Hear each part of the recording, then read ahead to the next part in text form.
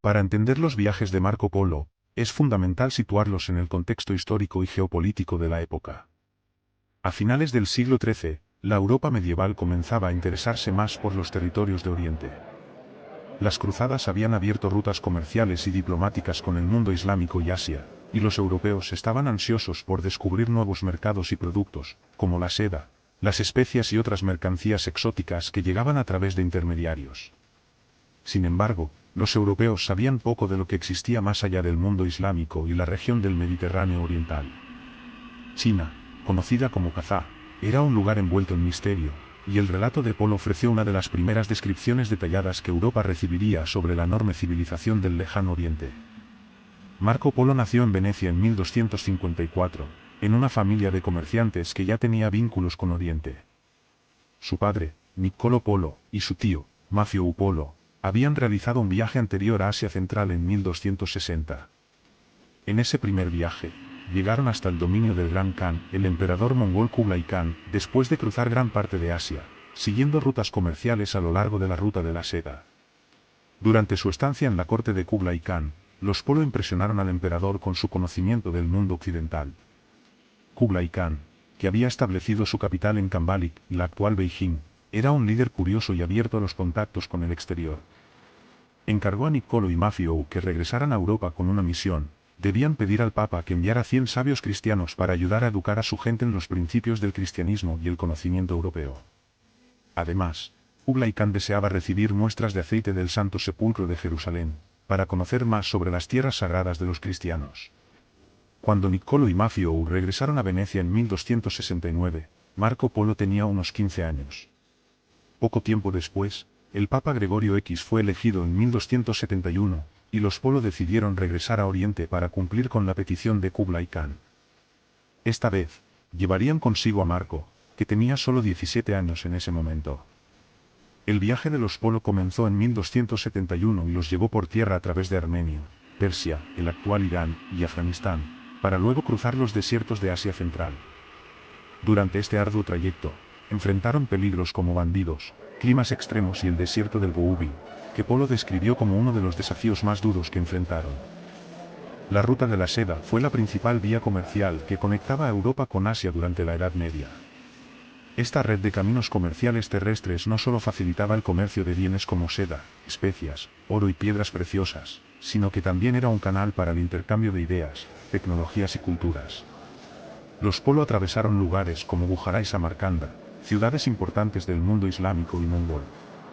Finalmente, tras un viaje de aproximadamente 3 años, los Polo llegaron a la corte de Kublai Khan en 1275. Marco describe la grandeza de la corte del Gran Khan, con su inmenso palacio decorado con oro, gemas y tapices de seda. Kublai Khan, el nieto de Gengis Khan, gobernaba un imperio vasto que se extendía desde la China actual hasta partes de Europa Oriental y Asia Central. Kublai Khan quedó tan impresionado con Marco que lo tomó bajo su ala y lo empleó como emisario y funcionario. A lo largo de los siguientes 17 años, Marco Polo viajó por todo el imperio mongol, desempeñando misiones diplomáticas y comerciales en nombre del emperador. Visitó lugares como el sur de China, Birmania, el Tíbet y el sudeste asiático. Según su relato, viajó incluso a la costa de la India. Marco Polo ofreció a Europa una de las primeras descripciones detalladas de la China bajo la dinastía Yuan, gobernada por Kublai Khan. En sus crónicas, describe la increíble prosperidad de las ciudades chinas, especialmente Hangzhou, que consideraba la ciudad más magnífica del mundo. Marco Polo se maravilló ante la organización del Estado chino, sus eficientes sistemas de comunicación, como el uso de mensajeros a caballo a lo largo de la vasta red de carreteras, y la gran producción agrícola y manufacturera. Polo también se sorprendió por el uso de papel y moneda en lugar de monedas de metal, una innovación que en Europa aún no se conocía. A través de su relato, podemos percibir la asombrosa diferencia entre la Europa feudal, relativamente empobrecida y fragmentada, y el sofisticado y próspero imperio chino de los mongoles. En su relato, Marco Polo no solo describe la China de Kublai Khan, sino también otras regiones de Asia que visitó o de las que oyó hablar. Mencionó a los mongoles y su habilidad como guerreros, las tribus nómadas de Asia Central y la riqueza de la India, famosa por sus especias y piedras preciosas. También dio cuenta de la existencia de Japón, llamado Zipango en su relato, que describió como una tierra de gran riqueza, aunque él nunca llegó a visitarla. Además, Polo narró historias que parecían fantásticas para los europeos de la época.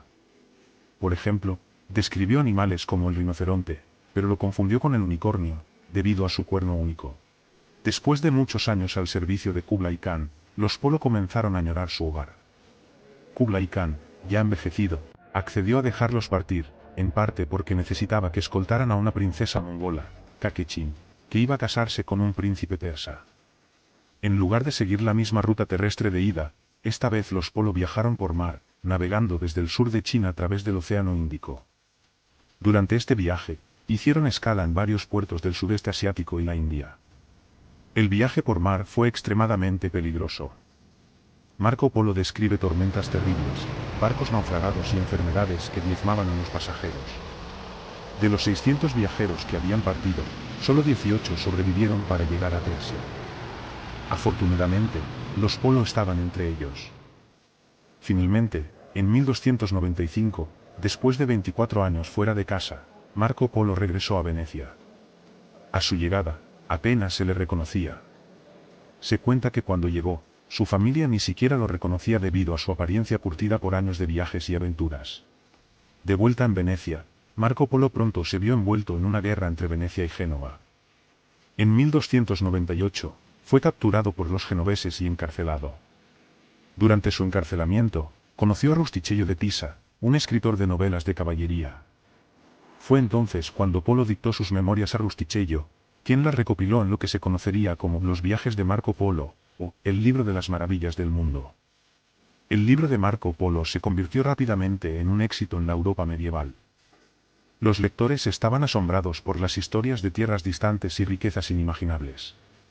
Sin embargo, también hubo quienes dudaron de la veracidad de sus relatos, y durante siglos se debatió si Marco Polo había exagerado o inventado partes de su historia. El libro de Marco Polo, Los viajes de Marco Polo, se convirtió rápidamente en una de las obras más influyentes de la Edad Media. A pesar de que algunos lectores contemporáneos dudaban de la veracidad de sus historias, otros quedaron fascinados por las descripciones de tierras y culturas lejanas. El libro se difundió ampliamente y fue traducido a varios idiomas, lo que alimentó las ansias de los europeos por conocer más sobre Asia. Además, encendió la imaginación de futuros exploradores, incluidos Cristóbal Colón y otros navegantes, quienes basaron parte de sus planes en las historias de Polo. Es importante destacar que muchos lectores en Europa no podían concebir la magnitud del imperio mongol ni las maravillas descritas, lo que llevó a que algunos consideraran sus relatos como exageraciones o incluso invenciones. Sin embargo, gran parte de lo que Marco Polo contó ha sido corroborado por fuentes históricas, especialmente en lo que respecta a la riqueza, la organización y el poder del imperio mongol. Tras su liberación de la prisión genovesa, Marco Polo regresó a Venecia, donde vivió el resto de su vida como un próspero comerciante. Se casó y tuvo 3 hijas, pero nunca volvió a realizar otro viaje tan largo como el que lo llevó a Asia. Aunque su fama creció gracias a su libro, Polo no tuvo un papel importante en la vida política de Venecia, y su carrera como mercader continuó de manera relativamente tranquila. Murió en 1324, a la edad de 70 años, dejando un legado imperecedero. En su lecho de muerte, cuando se le pidió que renunciara a las supuestas exageraciones de su libro, Marco Polo respondió: "No he dicho ni la mitad de lo que vi", insinuando que su relato, si acaso, había omitido muchas más maravillas de las que describió. El legado de Marco Polo se extiende más allá de su libro. Fue una de las primeras figuras en abrir un puente entre Oriente y Occidente, proporcionando a los europeos un primer vistazo a las tierras de Asia y la cultura china bajo los mongoles. Aunque no fue el primer europeo en llegar a China, fue el que dejó la mayor huella debido a la influencia de su relato escrito. Su narración también fue fundamental en el renacimiento del interés europeo por explorar el mundo. En el siglo XV, cuando los navegantes europeos empezaron a buscar nuevas rutas comerciales hacia Asia, muchas de sus expectativas y conocimientos sobre el lejano Oriente se basaron en las descripciones de Marco Polo.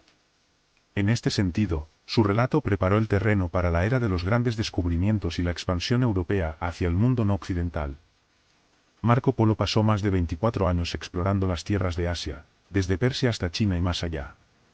Su relato detallado de estas regiones, recogido en los viajes de Marco Polo, abrió los ojos de Europa a las maravillas y la riqueza de Oriente. Aunque muchos dudaron de la veracidad de su relato, su legado perdura como uno de los primeros grandes exploradores y narradores que ayudaron a conectar dos mundos distantes. Con su historia, Marco Polo no solo nos brindó una ventana al Asia medieval, sino que inspiró a generaciones de exploradores y aventureros que seguirían sus pasos en la búsqueda de nuevas tierras y conocimientos. Si te ha gustado la historia de Marco Polo y cómo conectó Oriente y Occidente con sus fascinantes aventuras, suscríbete a Historia en Minutos 365. Aquí encontrarás más contenido sobre los momentos más increíbles de la humanidad, desde grandes exploradores hasta los eventos que cambiaron el mundo.